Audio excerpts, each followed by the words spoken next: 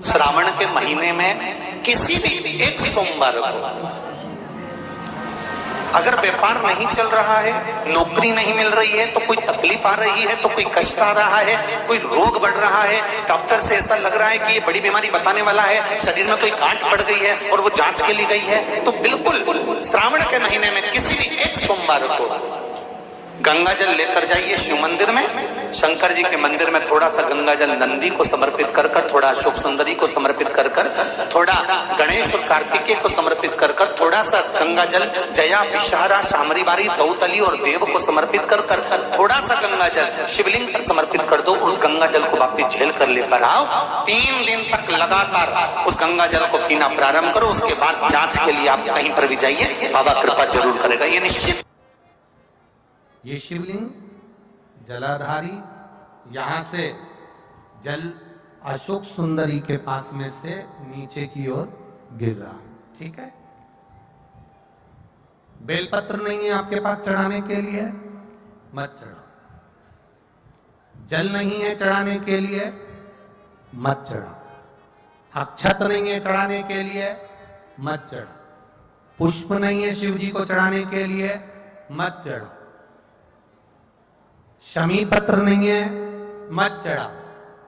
पर किसी शिवालय में, किसी शंकर के मंदिर में अगर तुम गए हो, तुम्हारे पास में कुछ भी नहीं है, जो भी भगवान का दर्शन तुमने किया है, तो यहां से जो पानी नीचे गिरता है, उस गिरने वाले स्थान पर मात्र अपने हाथ का 3 बार स्पर्श कर कर बाबा से दिल की बात कहकर आ जाओ, तो उनकी मुराद बाबा पूर्ण कर देता है।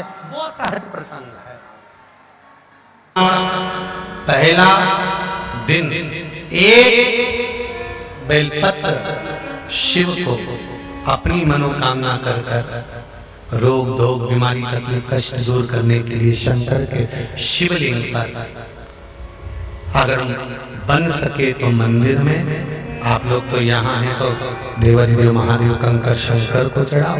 और अगर बेलपत्र नहीं हो तो बेलपत्र जो चढ़ी हुई हो उसी को धोकर वापिस चढ़ाओ। वापिस और सावन का महीना है, दिल से बाबा को ले जाए।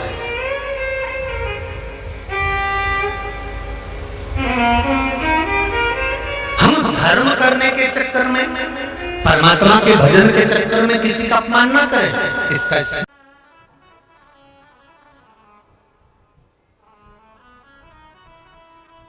जब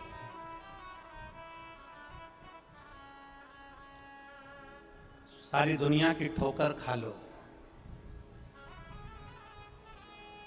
सारी दुनिया के हाथ जोड़ लो, सारी दुनिया से निवेदन कर लो, और उसके बाद भी तुम्हारी दुख की घड़ी समाप्त नहीं हो, तब प्रयास करना तुम्हारे घर में कोई गमला हो, कोई पौधा लगा हो, जो भी पौधा लगा, हम ये नहीं कहेंगे कि वो गुलाब का है कि गेंदा का है कि शमी का है कि बेलपत्री का है, जो पौधा तुम्हारे घर में लगा, जो पौधा, एक प्रयास करना। अभी सावन चालू हुआ है, अगर तुम्हें लगता है कि मेरी दुख का समय समाप्त नहीं हो रहा, मेरी दुख की घड़ी समाप्त नहीं हो रही, तो घर में रहने वाले जितने लोग आस्था चैनल पर कथा सुन रहे हैं, जितने फेसबुक यूट्यूब पर कथा सुन रहे हैं, और जितने पुष्कर राज की इस पावन धरा पर बैठकर कथा सुन रहे हैं, उनसे निवेदन करेंगे, श्रावण 2 सावन अब की बार हैं, एक अधिक मास का भी पड़ेगा और एक श्रावण ये पड़ेगा। ये जब 2 श्रावण पड़ते हैं तो इसमें हरि और हर का मिलन होता है, हरि और हर का मिलन, क्योंकि अधिक मास जो है वो भगवान पुरुषोत्तम का है, भगवान विष्णु का, और सावन के मध्य में अगर पड़ रहा है तो देवाधिदेव महादेव के साथ भगवान हरि का मिलन हुआ है, इसलिए इसको हरिहर श्रावण कहते हैं। ये 2 महीने के श्रावण में अगर मान लो एक दिन आपका निकल भी गया, 2 दिन आपके छूट भी गए, कोई दिक्कत की बात नहीं है।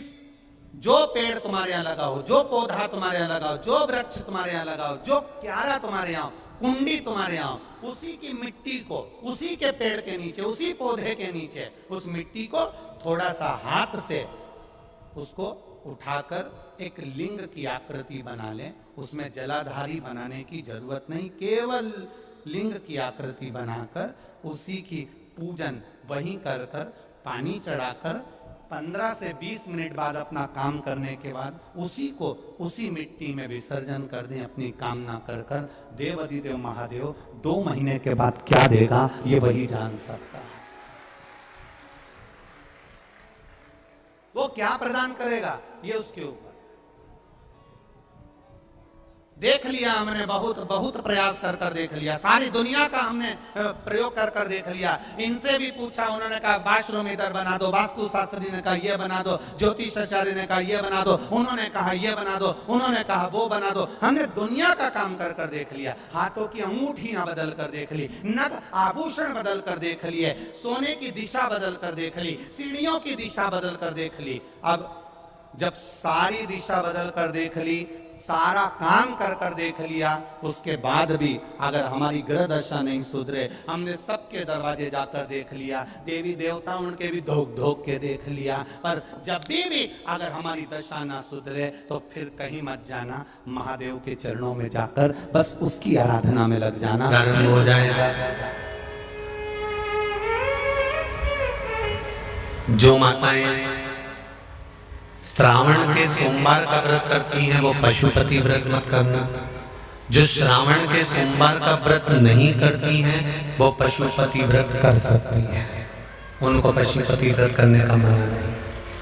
पर यदि श्रावण का व्रत आप पहले से करते आ रहे हो, श्रावण महीने का व्रत करते आ रहे हो, या श्रावण के महीने में तुम सोमवार करते आ रहे हो, तो फिर पशुपति व्रत ना करते हुए इसको 1 महीना, भले 2 हुए हो, 3 हुए हो, 4 हुए हो, रोक दो। फिर अगला जब श्रावण पूर्ण हो जाए फिर जो सोमवार आए फिर चालू कर दो। पर अगर श्रावण का व्रत करते हो तो, और अगर श्रावण का व्रत नहीं करते हो तो पशुपति व्रत चालू है, मना नहीं। श्रावण के महीने में जल चढ़ाने के पात्र 2 कर लो।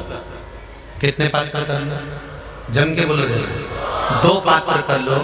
भले 2 हाथ में लेकर मत जाओ, एक के ऊपर एक कलश लेकर जाओ। उसका कारण क्या है? शंकर भगवान ने मां पार्वती के सम्मुख में गंगा का आवाहन करा था, तो गंगा जी ने आकर पूछा था, स्वामी जब पार्वती आपके नजदीक में विराजमान है तो मुझे बुलाने का कारण क्या था? भगवान शंकर कहते हैं, श्रावण का महीना प्रारंभ हो रहा है, जब मेरे ऊपर सृष्टि का भार आएगा तो मुझे गंगा और पार्वती दोनों की जरूरत पड़ेगी। जब घर में विवाह आता है, शादी आती है, कोई फंक्शन आता है, कोई मेहमान आते हैं, तो थोड़ी ड्यूटी बढ़ जाती है। रोज 8 बजे उठते हो, पर शादी रहती है तो कितनी बजे उठना पड़ता है? सुबह 6 बजे, 7 बजे। यहाँ पर भी आप रोज अपने घर पर उठते होगे 8 बजे तक, 7 बजे तक, पर यहाँ तो तुम जब सो रहे होगे तो सवेरे कब हो जाती है और रात कब हो जाती है तुम्हें नहीं मालूम पड़ता होगा कि कब रात होगी कब सुबह होगी। लोग ढोलक पीते पीते पीते पीते 11, 12, 1 और तुम्हारी लग गई झपकी और बज गई 3:30, सब लग गए लाइन में नहाने और तुम भी भगी जल्दी से नहाने। अब नहाने भी कहाँ जाए तो माता इतनी चतुर, उन्हें का बरसती हो रही है जल की। भगवान भी सोच समझ के पानी गिराता था, 3 बजे से गिराना चालू करता था 6 बजे तक। उस बीच में भगवान को भी मालूम है मिश्रा जी कहाँ से नल लाएगा, इसलिए उन्होंने चारों तरफ से पानी गिराया। बोलो सही है कि गलत है?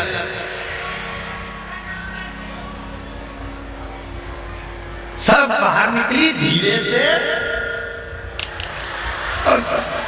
इतनी चतुर, राम जी गजब की चतुर चतुर लोग आया है, गजब।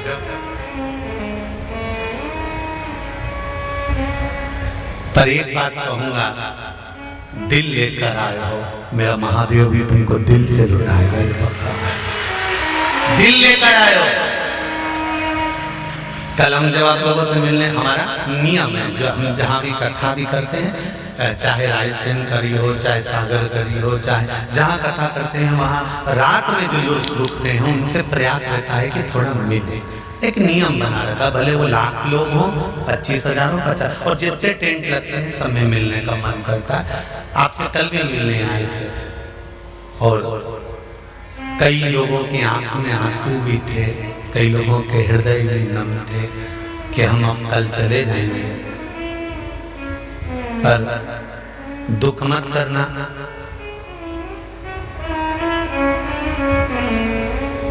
दूसरा कोई स्थान हो वहां से जाओ तो वापिस आने की गारंटी है कि नहीं है, पर यहाँ तो सील और थप्पे लगाकर भेजता है कि वापिस बुला लाएगा।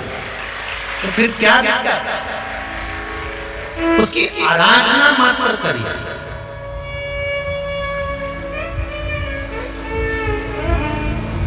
खूब धनपति भी बैठे हैं, खूब।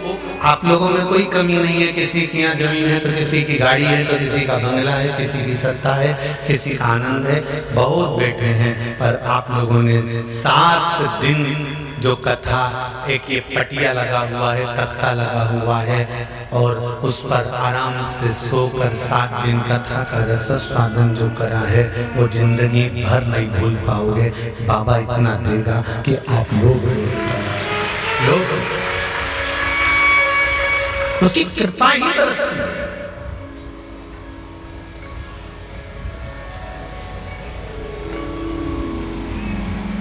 उसकी कृपा बिना कुछ नहीं।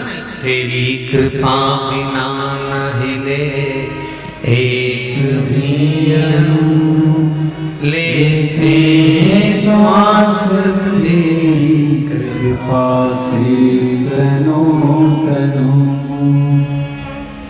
बाबा की कृपा होती है तो आना होता है।